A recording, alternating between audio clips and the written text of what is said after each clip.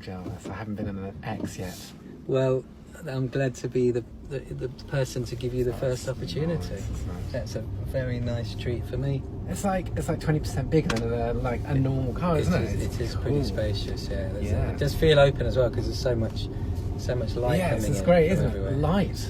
Yeah. It's really nice because it's kind of like brings you into the experience of the journey a little bit more, doesn't it? It does, yeah. You feel a bit more connected to the outside world. Yeah, which is, you do. Look at that, you see all the birds. Or you don't look at the birds. Well, but there are loads of birds out there, seagulls and stuff.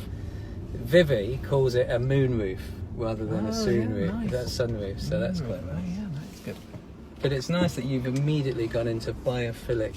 I'm very space sensitised to that stuff. You know, all those kind of nature connections. Even if you're in a car, you're kind of seeing clouds because you'd never normally be able to look up and just see the clouds like that. So. No, it is. It's magical, isn't it? Yeah, it's great. So, Ollie, thank you for coming and being, our very first. That is an honour. Very first person on what I'm describing as these Tesla talks. Oh, okay. So it's driving stealth in a Tesla talk, and it's a real treat to have somebody like you in the car because you are living. Well, you are Mr. Sustainable. You're the guy that does sustainability to the max. Well, I don't know if I do. I mean, I've just been trying to do it for quite a long time. You know, I set myself on a mission about 1998. Just go like, if I'm gonna be in the media, be on TV, be a designer, I might as well do something that I believe in and not just kind of be part of that whole media machine. And being on TV as I was from '98, gives you a bit of a platform. Yeah. You think, well, what are you going to do with that platform? You're going to talk about next year's colours. You're going to talk about the things that really matter to people's lives and their lives at home. And I decided to do the latter and kind of embrace sustainability because, back then in '98, there really weren't people talking about it on TV in the way that I thought they should be, and recognising the opportunities and embracing them. What was the first thing you did in '98 that was the step that you personally took? Back in '98, I was living in a kind of converted warehouse that, and I converted it using salvage materials from the film sets I was working on. Oh wow! So I'd be building these like film sets for adverts and TV things and films, and be poiking materials back and building them into my warehouse. So it was very upcycled, and in part that was just because I literally had no money, but also just because the opportunity was there. Why not grab this stuff that would otherwise go in a skip and do something useful with it? Nice. And that whole sort of upcycling, recycling thing was very much part of my ethos back then, and it's still something that I think is still going today. Still important, yeah. It is, yeah. I mean, it's kind of like it's maybe there's a sort of hierarchy of reduce, reuse, recycle. Yeah. Which was always there, and I kind of took that as a little bit of a mantra, but ultimately it's better to reduce your use of resources, whether it's materials or water or electricity or gas. Reusing things is obviously better then because you're not kind of chopping them down and using all that energy to transport them, chop them down and remake them. And then recycling is obviously kind of the lowest part of that. So that was something I kind of embraced into my design ethos, and I kind of took those ideas into a book called Urban Eco Chic. Very fluffily titled, but it did sell over 30,000 copies in 6 languages. Wow. So kind of like the message got out there. Amazing. And we took those ideas and translated them into what might sustainability look like for an interior space, and how might we do that? Because we spend 90% of our lives indoors. Do we really? It's an incredible amount. So obviously, Wowee. the spaces we surround ourselves in are going to have a dramatic impact on the environment outside of our homes. But also the spaces we surround ourselves in are going to have an impact on our physical and mental well-being. So spinning forward 20 years, or to even 21 years. What have you learnt in that time that you're using in your work today? I spent a really long time trying to get people excited about the opportunities of sustainability. Saying like there's this big thing. Let's make our homes better, let's make them warmer, less drafty, let's use energy better, let's make them more cost effective, let's not put toxins in them. And I got really frustrated, I have to say, because even though all these things were making their homes better and people's lives better, people just weren't really engaging in sustainability. It's like, look, it's someone else's problems, ice caps, climate change, it's happening somewhere else. And it was a really sort of frustrating message. So what I've sort of seen is a bit of a shift over the last few years. And we're essentially saying the same things, it's just we're kind of saying them in a slightly different way.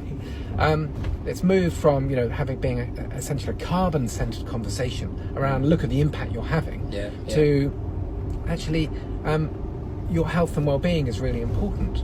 And my message has changed a bit in that, we still need to be making sustainable buildings that have a low impact on the environment. But also there's a human element. And I think what we're now seeing is this sort of growing understanding that actually climate change is not just about us having an impact, but also the impact it's going to have on us and our health and well-being, our resilience, our ability to deal with the changes and the effects they're going to have on our physical and mental well-being and the supply of the basic resources that we absolutely rely on.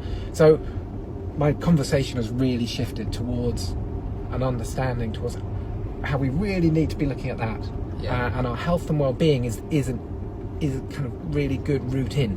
So would it be fair to say it's a little bit like people often when they're feeling a bit stressed or just quality of life is not great, they tend to head outdoors for a walk to the park or to the woods or to the beach or whatever is your way of reconnecting with nature? You're essentially saying you're kind of bringing that to the home.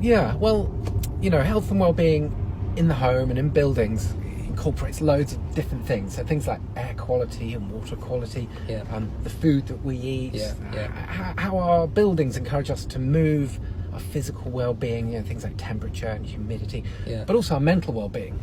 And lots of my work really focuses on the mental well-being and the impact our buildings have. And so my particular focus now is on what we call biophilic design, which is all about how we bring an improved connection to nature into buildings. In part, it's like an evolutionary design ethos that just says, look, for 99.5% of human evolution, we existed in very close connection to healthy forms of nature for our basic survival. And that has left like almost a genetic inheritance that's meant we can recognise that nature makes us feel good. And of course, you ask anybody, think of a place where you feel happy, calm and relaxed. And nearly every time they go, somewhere in nature. So the work we do now is really about kind of using that idea and using a framework of what we call like the 14 patterns of biophilic design to find ways of bringing nature back into buildings. Some of it's about plants and greenery, water or natural light, which we know makes spaces better. And some of it is about natural materials and colours and textures. These are kind of artificial bits. And other bits about just recognising that the buildings need to stimulate us and excite us, but also calm us, relax us, and help us to recuperate. And what about in your?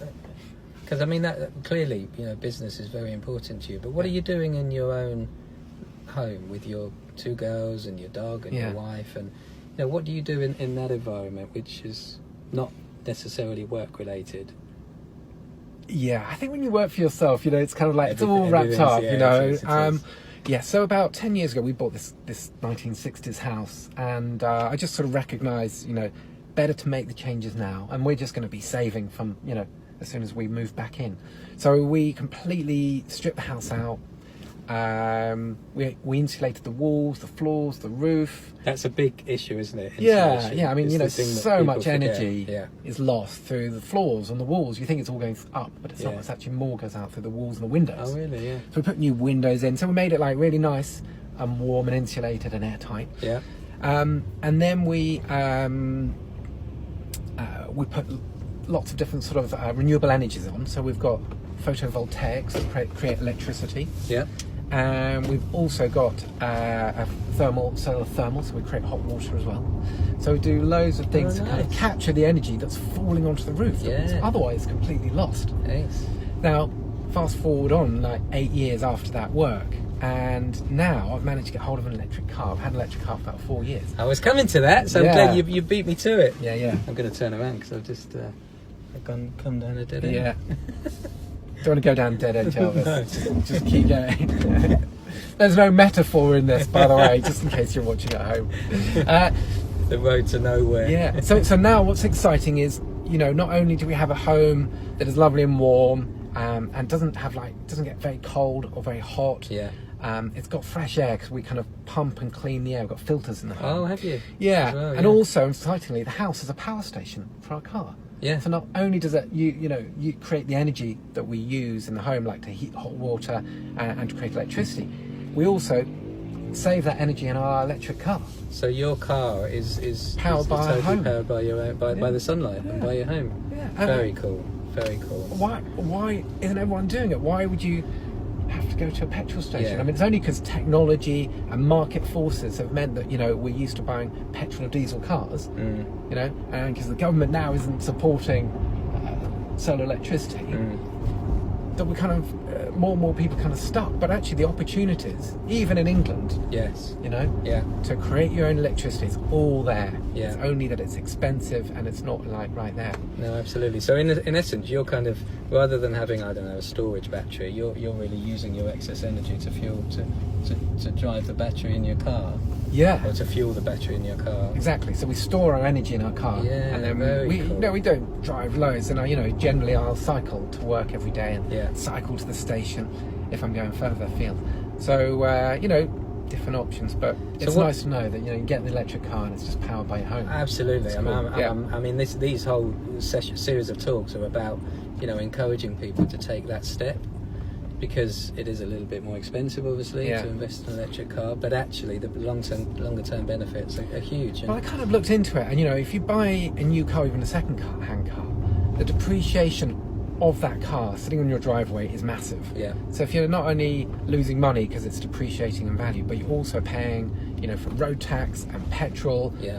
It costs you a fair amount of money. Yeah, it does. So I just looked at it. I thought, well, look, the car's going to depreciate. We might as well save, the £2,000 a year on road tax and on petrol. Yeah. By having the house create electricity. So in that respect, I sort of worked out. I thought much better just to invest a little bit more money. Yes. And save it back in the long run. And a lot of this is just going like, look, we're going to be in this house for 10, 12 years. What's it going to cost us? And if you've got the money, you can borrow the money. Yes. Yeah. Get in early and Yeah. start saving as soon as possible. Yeah. Very good. Benefits for us financially. Yes. Lovely warm home. Yeah. And of course, we're not having that massive impact on the environment. Yeah. I mean, Exactly. Cleaner living. When we moved in, the carbon footprint of our home on a yearly basis was over 10 tons of CO2, and we cut that by about 80%. And what does that mean to the average person? 10 tons of CO2. I mean, it sounds a bit. Well, I mean, it's all a bit ethereal, isn't it? Well, it kind of is, but I understand it. But how can we? Well, 1 ton of CO2 Yeah. at ground level, at room temperature, kind of.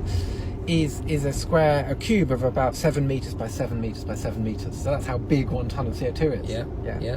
And each of these houses that we're kind of driving past Yeah. probably creates somewhere between 6 and 10. Wow. So we just can't see it. It's this invisible foe that it's a massive danger Yes. to our wider environment Yeah, and our yeah. climate. But we can't see it. So how do you motivate anybody to give a damn? Yeah. So forget that. We're never going to get people around that. So I think better just to go, look, what it really translates into is if your home is warmer, Mm-hmm. and you're not using as much electricity, and it's not damp, then you're going to have better health. Yeah. And if you have better health, you tend to be happier, you can work better, you've got better relationships with people. So, my conversation is really around the tangible benefits of doing the right thing. Yeah. Yeah? Yeah. What does it mean to the individual? Because one house doesn't make the blindest bit of difference, let's be honest. Yeah. Yeah, but if you get a street, Yeah. Everybody. you get a doing it, city. yes. Yeah. Of course. Of course. So what are the kind of drivers? Not everybody really cares, unfortunately, about environmental issues and climate change. Although, not lots of everyone people. does. I mean, it's but growing. It has grown. But you massively. know what? Yeah. Everybody cares about health and well-being. Yeah, they Everyone do, they wants do. to be happier and healthier. Yeah, and they if do. we can intertwine environmental messages to meaning, look, doing this means you're going to be happier and healthier, then you've got like a really good motivational message. Yeah, definitely. And they're agree. almost the same things. Me just saying, look, if your house is damp and it's got mold, you're going to get ill. Mm, If it's cold, you're more susceptible to illness. Yeah? So insulate your home, ventilate it properly. Yeah, you might as well save some energy, put some electric, LED light bulbs in. Yeah. You'd be saving money. Yeah. Home be warm, be no damp Yeah. and mold. Happier, healthier, less bills. Get on, spend your money on better things. Yeah. There's a route to happiness ultimately. Yeah. When we take a more conscious, positive approach to the nice. spaces that we live in. No, very good, very good. And you're a living, you're a living experiment, aren't Still, you? as far as I know. You're alive. You're alive. Well, it is an experiment, yeah. But with my family, they're not going to think about it every day, and I just think make it easy for people. Yeah. Okay, good. Don't make it like a massive change. Just go like, do it now, make it easy, and just incorporate it into your life and reap the benefits. So some very quick wins there. Yeah. Very quick wins. That's fantastic. And if people want to consider, going down the biophilic route in their own homes, how would they contact you for? Oh well, for you to come in and so basically spruce all our them up. work is about how we improve this connection to nature in buildings, and there are some amazing benefits to like workplaces where it improves productivity and creativity, and also cuts costs because it helps reduce absenteeism. There's benefits to like hospitals because patients can get better fast with less medication. Amazingly, there are benefits to school where children can actually learn faster and get better test results in natural light. Wow. So it's just about incorporating some of the simple things. In people's homes it's more difficult to measure things like productivity, but doing the simple things, like make the most of natural light, make the most of views going out, put some plants out in your garden to look at, bring plants into your home. Think about the materials in your home. Are they kind of textural? Are they warm? Are they make you feel good? Natural, Amazingly, there's lots of research that demonstrates that having timber walls in your home can actually reduce your heart rate and your blood pressure level. Oh, really? So it reduces the activation of your body's sympathetic nervous system. This is that. just having timber walls. Yeah, amazing. I mean, that's like just kind of keying back into our kind of evolutionary history of kind of natural materials. It's okay to have the outer wall as concrete, Yeah. providing you've got timber on the inside. Yeah. So your resonance is vibrating directly with the timber. Yeah. Well, the timber improves the acoustics. It soaks up moisture, Nice. but also there's a sort of psychological quality of it just relaxes you. So like a more natural environment. Natural materials. And the simple things, other things you can do is just put chairs near windows so you get more natural light and you got view out.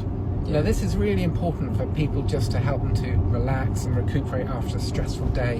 Very good. Make the most of anything you've got, any of these natural resources, and your home will feel happier and healthier. Very good. And I think when you're happier, you're more likely to be optimistic and positive, and I think as a result have better relationships with the people around you. It stands to reason, doesn't it? Better for society, Well, I tell you, one of the things that I do to make me happy is I always play my favourite Bob Marley album. And I'd quite like you to choose your favourite Bob Marley track, and you can play it, and we'll wind up on that note. Okay, cool. Take your time. There's loads of classic songs. I had this album when I was 14. You've got to choose. Okay. You've got to choose one that works for you. I mean, you're right. It is a classic. There's album. so many like "No Woman Don't Cry." Okay, well I'll have to play that for Katie. Will know, but "Stir It Up," just because you gotta, Okay, let's go. you gotta like get some messages out there and activate people. Get people to do something. Okay. Cool. Now is not the time to sit down and just go somebody else's problem. Get up, stir it up. It's all in the song. Anyway, on that note, we'll thank Oliver Heath. And it's Oliver Heath Design? How do people... oliverheathdesign.com. Okay, and if you want to get in contact with him, you can reach out to him. Otherwise, there'll be something at the bottom with a link that you can connect to also to his website and find out more about Ollie. Thank you very much. A pleasure, and smooth driving, Jarvis. We'll go You nodding didn't our crash. heads to this.